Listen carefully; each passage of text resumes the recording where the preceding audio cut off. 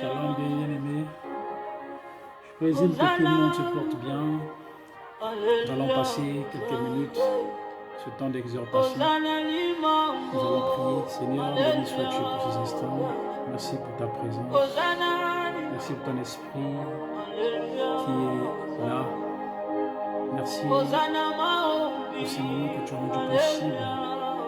Et bénis mon bien-aimé qui me suit à l'instant. Que cette parole, cette portion des Écritures puisse encore le faire du bien, puisse encore interpeller tel chacun de nous afin que nous puissions revenir dans ta bergerie. Reçois la gloire, reçois l'honneur dans le nom puissant de Jésus. Je suis votre frère, le frère Stéphane. Et par ces petits moments, nous allons passer un moment, comme je l'ai dit, à partager quelques versets. Je présume que ça fera du bien à tout un chacun de nous. Que le Seigneur puisse encore nous parler, puisse encore nous faire du bien. Car il a dit dans sa parole que mes paroles sont esprit et vie. Elles sont esprit et vie. Elles sont esprit et vie. Dès lors qu'elles sortent, la Bible dit qu'elle ne retourne pas à lui sans produire ses effets. Je crois qu'à l'instant T, le Saint-Esprit te parle, te touche, te saisit, circoncis vos oreilles afin de saisir la pensée de Christ. Car parler de sa part, c'est plutôt ressortir la pensée de Christ. En aucun cas, je viendrai ici parler de moi ou je ne sais de qui. Je me présente à vous pour nous présenter la parole de Dieu. Je pense que ça nous fera du bien. Que son nom soit béni dans le nom de Jésus-Christ. Prêtez-moi juste votre attention. Certainement, ça nous fera du bien. Merci Seigneur. Alléluia. On va prendre nos Bibles dans le livre d'Ésaïe. Ésaïe 61.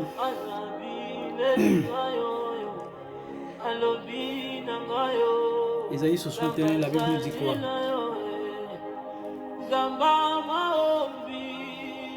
L'Esprit du Seigneur, l'Éternel, est sur moi. Car l'Éternel m'a oint pour porter de bonnes nouvelles aux malheureux. Il m'a envoyé pour guérir ceux qui ont les cœurs brisés, pour proclamer aux captifs la liberté et aux prisonniers la délivrance, pour publier une année de grâce de l'Éternel et un jour de vengeance de notre Dieu, pour consoler tous les affligés, pour accorder aux affligés de Sion, pour leur donner un diadème au lieu de la cendre, une huile de joie au lieu de deuil, un vêtement de louange, au lieu d'un esprit abattu, afin qu'on les appelle des térébintes de la justice, une plantation de l'Éternel pour servir à sa gloire. Nous sommes une plantation de l'Éternel qui doit servir que pour sa gloire et non pour ta gloire ou pour ma gloire. Nous sommes une plantation de l'Éternel parce que la Bible nous dit que tout arbre qui ne produit pas de fruits sera coupé et jeté au feu. Jean pouvait dire aux pharisiens, la cognée est à la racine. Donc elle est prête à couper si nous ne portons pas de fruits. Si vous, pharisiens, vous ne portez pas de fruits, vous serez coupés et jetés au feu. Donc nous sommes identifiés devant Dieu comme un arbre qui doit porter le fruit. La Bible dit dans Jean 15, je suis le cep et vous, vous êtes les sarments. C'est-à-dire je suis le tronc de l'arbre et vous, vous êtes les branches. Alors il dit que par la suite, ce branche qui est lié à l'arbre est censé porter du fruit. parce que la sève monte et que l'arbre reçoit, et les branches plutôt reçoivent de la sève, alors qu'elle est censée porter de bons fruits. Si toi et moi nous sommes collés à Christ, qui est le tronc, qui est le sceptre, nous porterons de bons fruits. Jean leur dit encore, portez les fruits dignes de la repentance, car vous les connaîtrez par leurs fruits. Quel est ce fruit es-tu? Quel type de fruit es-tu? La bonne fruit ou la mauvaise fruit? Parce que si nous sommes un manguier, nous sommes censés porter des mangues. On ne peut porter un autre fruit que des mangues. Donc si nous sommes tachés à Christ, si nous sommes collés à Christ, nous sommes censés porter les œuvres de Christ. Nous sommes censés manifester les œuvres de Christ. Mais si nous, en tant que chrétiens, on manifeste autre chose, c'est que nous ne sommes pas liés à Christ. Nous ne sommes pas collés à Christ. Ce n'est pas possible. Amen. La Bible nous dit que ici, c'est Jésus qui parle. Quand il est sorti du désert, après avoir tenté par le diable, la Bible dit que il est passé 40 jours. Il a passé 40 jours dans le désert. Il est sorti de là. Mais qu'est-ce qu'il est allé chercher dans le désert? Qu'est-ce qu'il est allé chercher dans le désert? C'est pour recevoir les instructions du Père, afin d'agir fidèlement aux instructions qu'il a reçues du Père. Bien-aimé, quand tu es appelé à accomplir des choses grandes avec le Seigneur, il y a un moment, il faut se retirer, il faut l'écouter. Tu ne peux pas le servir du 1er au 30, de janvier à décembre. Tu dois avoir les temps d'intimité, les temps où tu te retires dans sa présence pour entendre sa voix. Est-ce que l'Église entend encore le Seigneur aujourd'hui? Est-ce que l'Église écoute encore le Seigneur parler? Est-ce que nous avons encore cette oreille circoncis pour recevoir la parole, pour recevoir les instructions? Tellement nous sommes entrés dans la distraction de TikTok, Facebook et tout consort. Tout cela n'est pas mauvais. Mais quand nous utilisons mal la chose, c'est là où elle devient comme une idole et le Seigneur irrite. Amen. Jésus dit que l'Esprit du Seigneur, l'Éternel, est sur moi, car l'Éternel m'a oint pour porter de bonnes nouvelles aux malheureux. Voilà l'objectif du Seigneur. Et cet héritage qu'il nous a laissé. Nous sommes censés porter la bonne nouvelle qui n'est que la parole de Christ, qui n'est que l'enseignement de Christ, et non la parole du pasteur, et non parce que le pasteur a dit. Non, je dois apporter la parole du Seigneur, la parole de Christ. Amen. Il dit pour apporter la bonne nouvelle aux malheureux. Le malheureux ici, ce n'est pas celui qui n'a pas de quoi manger, ce n'est pas celui qu'on appelle SDF, non. Le malheureux, c'est nous autrefois qui n'avaient pas l'enseignement, qui n'avaient pas été choisis. C'est ça, c'est lui-là qu'on appelle le malheureux. C'est à celui-là que la parole a été dressée, parce qu'il était malheureux, il n'avait aucune espérance, il n'avait aucune espérance, il ne pouvait croire en rien, il ne pouvait espérer en rien. Parce qu'ils étaient hors du camp. Toi et moi, nous étions hors du camp. Le Seigneur dit qu'il a été oint pour apporter la bonne nouvelle aux malheureux. Amen.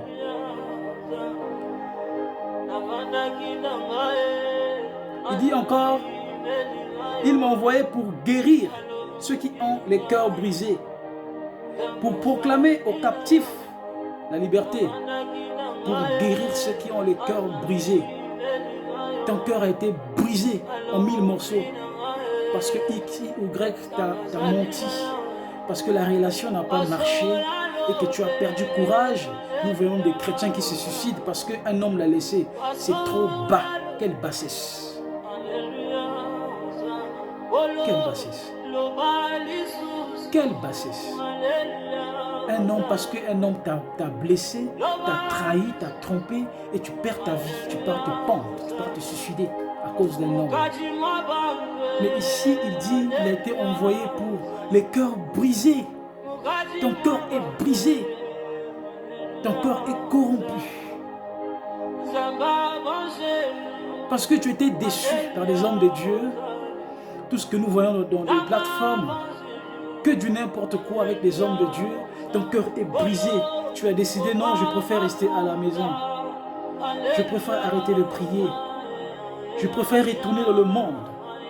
Parce qu'un homme de Dieu t'a brisé le cœur. Mais non, il n'est pas trop tard. Le Seigneur Dieu dit qu'il est venu pour toi qui as le cœur brisé. Il y a encore l'espoir. Il y a encore l'espoir.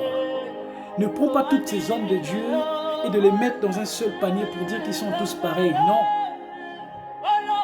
Ils ne sont pas tous pareils. Il y a de ceux qui sont bien, il y a de ceux qui sont appelés, qui sont destinés pour ça. Mais d'autres non. D'autres non, sont les envoyés du diable. Leur objectif, c'est de tordre la parole, c'est de nous prêcher que la bénédiction, alors que la Bible dit que vous êtes bénis de toutes sortes de bénédictions. Ils nous prêchent les choses de la terre, alors que la Bible dit que nous sommes que des passagers, alors que la Bible dit que nous sommes que des pèlerins, nous n'avons pas de cité ici-bas. Donc notre espérance, c'est le ciel. Nous devions garder la foi. La Bible dit qu'on doit avoir l'assurance du salut. Mais le Seigneur dit ici, il a été envoyé pour les cœurs brisés. Ton cœur est-il brisé? Fais confiance au Seigneur, rien que au Seigneur. Arrêtez de faire confiance aux hommes de Dieu. Dadi a dit. Il dit n'appelez personne Père. Il n'y a qu'un seul Père. Celui qui est là-haut. Père spirituel a dit. Arrêtez de faire confiance au Père spirituel parce qu'il n'y a qu'un seul Père spirituel. Il s'appelle Jésus-Christ de Nazareth. Je serais d'accord si tu dirais ce Père de la foi parce qu'il te communique la foi. Il ajoute pour dire qu'il est venu,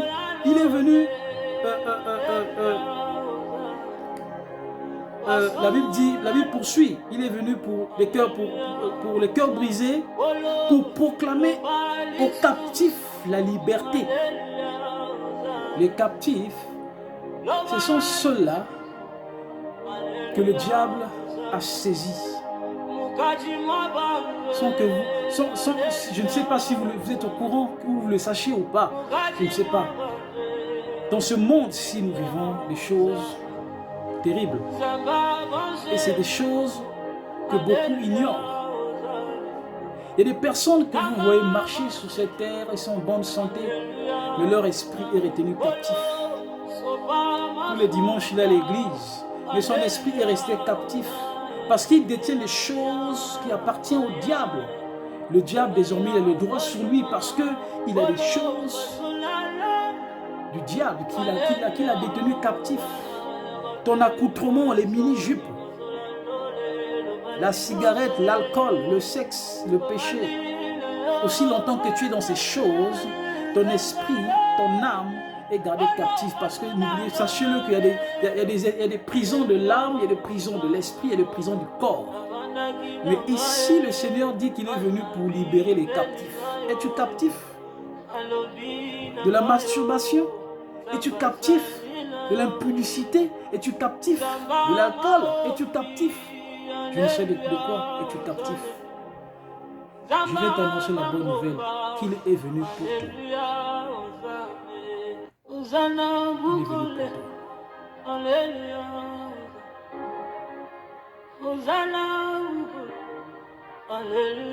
Il redit pour dire que l'esprit de l'Éternel, l'esprit du Seigneur l'Éternel est sur nous. Là, c'est Jésus qui parlait. L'esprit en chrétien, c'est le Saint-Esprit. C'est de ça qu'il nous a parlé dans Hébreux 10. Qu'est-ce qu'il nous dit dans Hébreux 10? Dans Hébreux 10, il est question de cet esprit en question, dont il disait que l'esprit de l'Éternel est sur moi. Il dit quoi dans Hébreux 10 à partir du verset 5? Il dit c'est pourquoi Christ, entrant dans le monde, Christ c'est l'esprit du Père. Christ c'est celui qu'on appelle le Saint-Esprit. Christ c'est celui dont Jésus disait que l'Esprit est sur moi. Le Christ c'est le Saint-Esprit. Jésus c'est le corps que le Saint-Esprit habitait. Voilà pourquoi Jésus se permet pour dire que l'Esprit de l'Éternel est sur moi. L'Esprit en question, celui-là dont il est tenté de parler ici. Dans Hébreux 10 à partir du verset 5. C'est pourquoi Christ entrant dans le monde dit: tu n'as voulu ni sacrifice ni offrande, mais tu m'as formé un corps.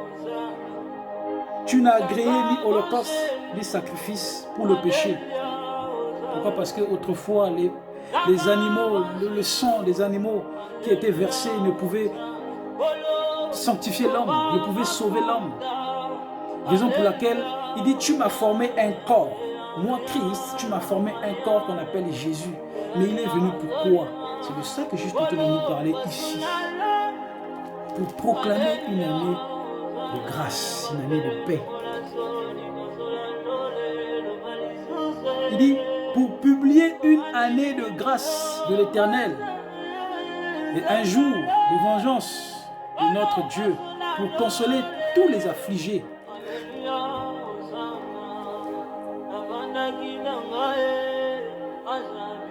Il est venu pour publier une année de grâce. Nous sommes au temps de la grâce. Mais ce temps prendra fin le jour de l'enlèvement. Pourquoi tu ne profites-tu pas pendant ce temps de la grâce? La grâce, c'est quoi? C'est une faveur imméritée. Tu n'as pas mérité. Parce que la Bible nous dit qu'un roi, dans Matthieu 13, un roi pouvait organiser un festin pour son fils. Il a dit à ses serviteurs: allez-y m'appeler mes amis, dites-leur que j'ai tué les veaux gras, les meilleurs, qu'ils viennent se réjouir avec moi. Parce que mon fils doit se marier. Mais les amis du roi ont dit: nous n'avons pas le temps, moi je vais à mon champ, moi je vais à ceci. Chacun pouvait donner ses raisons. Le roi s'est irrité. Il dit: allez-y me chercher tous ceux qui sont dans les places publiques. Ils n'étaient pas prévus. Ils n'étaient pas choisis, ils n'étaient pas dans le programme. Ils sont venus. Ils sont assis avec le roi. Ils ont mangé avec le roi. Ils n'étaient pas prévus. Ils n'étaient pas choisis. Ils n'étaient pas destinés à ça. Ils ont eu la grâce. C'est ça qu'on appelle la grâce. Mais la Bible nous dit que pendant qu'ils mangeaient, parmi les invités, il y avait un qui n'avait pas l'habit de fête. Il n'avait pas un habit de fête. Le roi lui dit: mon ami, comment es-tu rentré ici? Il ne pouvait dire un mot. Le maître dit: prenez-le, jetez-le dans le ténèbre du dehors. Mais ceci veut dire quoi? Souvenons-nous que Jésus pouvait dire au début de ce verset: le royaume des cieux est semblable à cette histoire que je suis tenté de vous raconter. Le maître en question, c'est Dieu. Le maître en question, c'est Dieu. Et le fils qui allait se marier, c'est Christ. C'est Jésus-Christ. Il cherchait une femme pour son enfant, Jésus-Christ. Les amis du roi, c'est les 144 000, le peuple juif. Eux, ils n'ont pas voulu venir à la fête. Parce qu'ils étaient trop occupés. Alors le maître de la maison, il dit: allez-y me chercher ceux qui sont dans les places publiques. Les va-nu-pieds, les vadrouilleurs. Ceux qui n'avaient pas d'espoir. C'est toi et moi. On n'était pas prévu. Il nous a fait grâce de nous faire entrer dans son palais. Mais remarquez que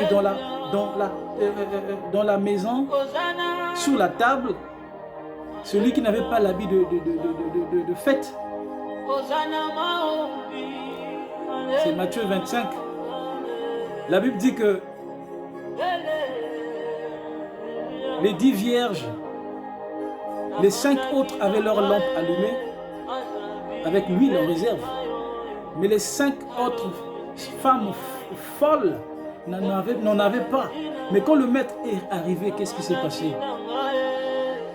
Ceux qui sont partis chercher l'huile, ils n'ont pas eu l'accès à rejoindre le maître, à rejoindre le mari. Parce que le mari avait fermé la porte, il a fait entrer ceux qui avaient leur lampe allumée et l'huile. Ça veut dire que mon bien-aimé, si tu n'as pas l'huile en toi, si tu n'as pas la lampe allumée en toi, sache-le que le jour de l'enlèvement, tu vas rester. 1 Thessaloniciens, verset 4, à partir du verset 15, on nous dit ceci, que nous les vivants, nous n'allons pas précéder ceux qui sont morts en Christ. Ceux qui sont morts en Christ vont être ressuscités. Ensuite, nous allons tous être changés. On va recevoir ces habits dont je parle tout à l'heure, les habits de fête. On va recevoir des corps incorruptibles parce que nous portons un corps corruptible qui nous pousse au péché.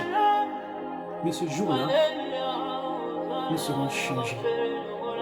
Parce que nous sommes de ceux-là qui ont répondu à l'appel. Nous sommes de ceux-là dont le Seigneur est venu annoncer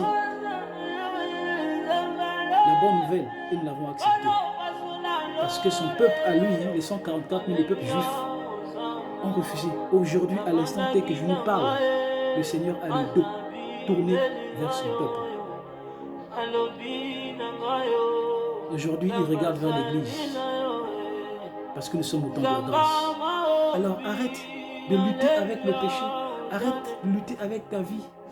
Il dit que celui qui donne le vouloir et le faire, cet esprit qui était en Jésus, il dit à ses disciples, il est avantageux pour vous que je m'en aille auprès du Père, afin que je vous envoie le consolateur. Le consolateur en question, c'est le Saint-Esprit qui est venu. Mais aujourd'hui, il est en toi, il est en moi. C'est lui qui te donne le vouloir et le faire. Donne-lui ton péché. Il dit, venez à moi, vous tous qui êtes chargés, fatigués, je vous donnerai du repos. Alors viens à lui, dépose ton péché, dépose ton fardeau. Tu l'as trop gardé sur toi. Nous ressemblons à des vases pleins. La Bible dit qu'on ne peut remplir une vase qui est déjà pleine. Ce n'est pas possible. Déverse-toi. Déverse-toi devant son trône. Afin qu'il rajoute. Afin qu'il te renouvelle. L'habit en question, ce sont des œuvres, la Bible nous dit. L'habit de fête en question, ce sont des œuvres. Parce que ce sont des œuvres. Nous allons nous présenter devant Dieu avec nos œuvres.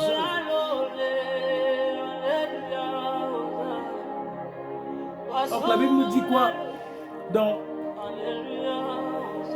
dit quoi dans le livre Ésaïe 64, verset 4 à 6. Ésaïe 64, verset 4 à 6, il dit quoi? Tu vas au-devant de celui qui pratique avec joie la justice, de ceux qui marchent dans tes voies et se souviennent de toi. Mais tu as été irrité parce que nous avons péché et nous en souffrons longtemps, jusqu'à ce que nous soyons sauvés. Nous sommes tous comme des impurs et toute notre justice est comme un vêtement souillé. Donc la justice de l'homme devant Dieu, c'est un habit souillé. Donc quand tu veux vivre la vie chrétienne avec ta propre justice, parce que ce sont tes propres œuvres qui représentent la justice, qui représentent ce vêtement, Dieu te voit sale. Voilà pourquoi il te dit, donne-moi ce péché, donne-moi ce problème, donne-moi cette situation. Ton cœur est brisé, un homme t'a attristé, une femme t'a menti, t'a déçu. C'est trop bas. C'est trop bas. C'est trop bas, bien-aimé. Tu as reçu le Saint-Esprit. Et c'est lui qui doit faire cette œuvre en toi.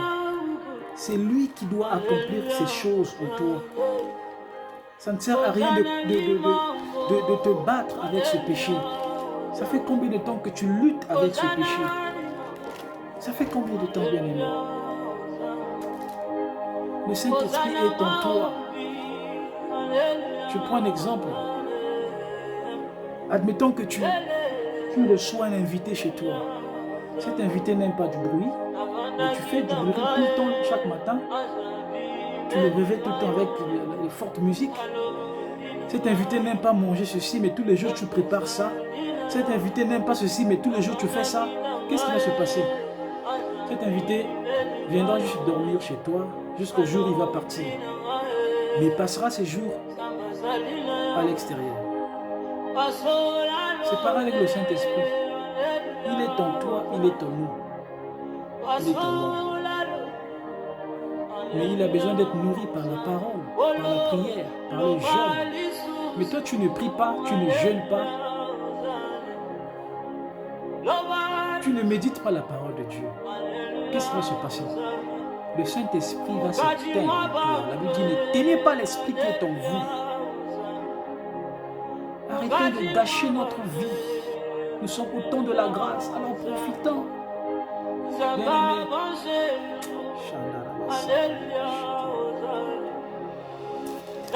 Je vais finir par ce verset. La Bible nous dit dans 1 Corinthiens 3 à partir du verset 16. Ne savez-vous pas que vous êtes le temple de Dieu et que l'Esprit de Dieu habite en vous? Verset 17. Si quelqu'un détruit le temple de Dieu, Dieu le détruira, car le temple de Dieu est saint. Et c'est ce que vous êtes. Nous sommes saints. Dieu nous voit saints parce que le Saint-Esprit, qui est saint, qui est 3 fois saint, habite en nous. C'est ainsi que notre esprit est saint. La Bible dit qu'en réalité, dans l'homme, c'est l'esprit. L'homme en toi, le vrai toi, c'est ton esprit. Ça, ce n'est qu'une enveloppe. Ça, ce n'est qu'une enveloppe. Le vrai toi, c'est ton esprit. Le Saint-Esprit habite en toi. Il a besoin de faire du nettoyage. Il a besoin de transformer ton âme, ton esprit, ton corps. Mais il dit, si tu détruis ton esprit, tu détruis ton corps, il te détruira. Répondons-nous. Répondons-nous. Seigneur, merci pour ces paroles. Merci pour mon frère, ma soeur qui m'a écouté, qui m'a suivi, qui t'a écouté parler. Comme je l'ai dit au départ, la Bible dit que tes paroles sont esprit et vie. Telles que ces paroles de vie qui est sortie ce soir, ce matin, puissent toucher mon bien-aimé, puissent apporter la vie là où il y a la mort.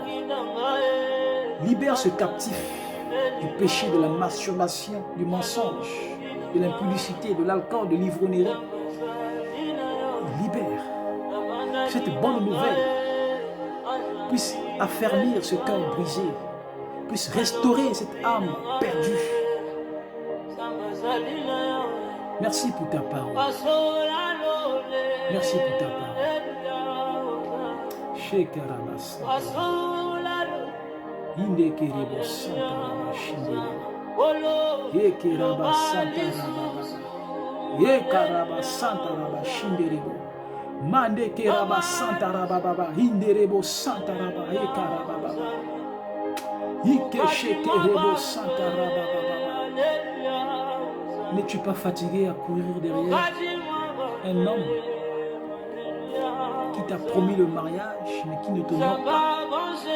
Au contraire, il ne cesse que de te déshonorer nuit et jour. N'es-tu pas fatigué avec l'alcool? N'es-tu pas fatigué avec la cigarette? N'es-tu pas fatigué avec ces mensonges qui est collé à ta peau?